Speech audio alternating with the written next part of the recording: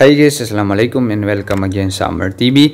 So ang pag-uusapan natin ngayon ay kung paano natin malaman kung saan devices naka-sign in itong ating BPI account. Okay? So madali lang natin malaman guys. So first, open natin itong BPI application.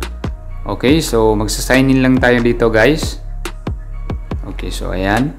So sa pamamagitan nito, monitor natin guys kung saan naka-sign in yung ating BPI account. Okay?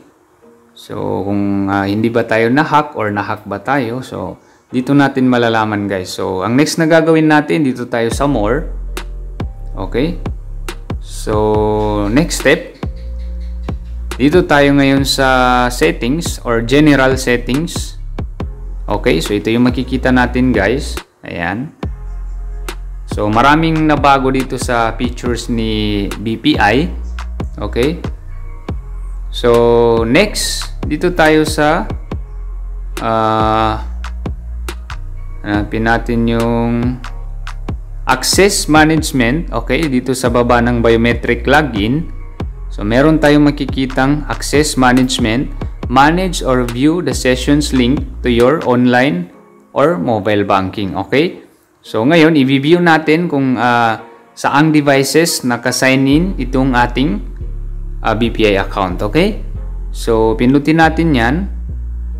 Okay, so trusted devices, so i-check natin.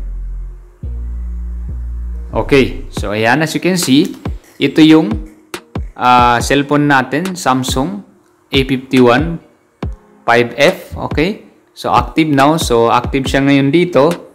So makikita natin ngayon yung list ng devices kung saan naka-sign in yung ating BPI account. Okay? And then makikita rin natin dito yung dates. Ayan. And then time. Ayan. Okay? So ngayon,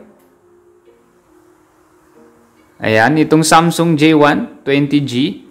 So matagal na yan siya guys. Nung 2018 pa, November 16, 2018. Yung last na pag-sign in ko, 5:44 PM. Okay? So, kung may nakita kayo guys na ibang devices dyan na hindi nyo kilala, so, automatically, i-remove natin kasi malay natin kung nahack ba yung ating BPI account. Okay?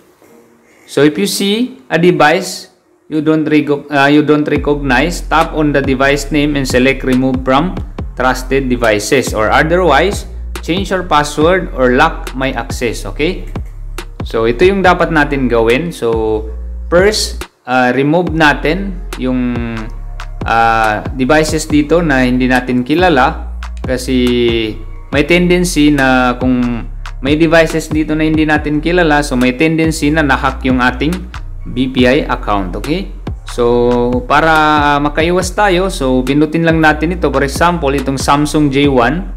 So matagal naman yan siya guys. Okay, so kung ito tatanggalin natin. Ayan. So pindutin lang natin ito, yung arrow dito. Ayan. Then dito sa baba may makikita tayong remove from trusted devices. Okay, so pindutin natin yan. Okay, so ayan. Do you want to remove SM J1 20G from trusted devices? Okay, so confirm lang natin.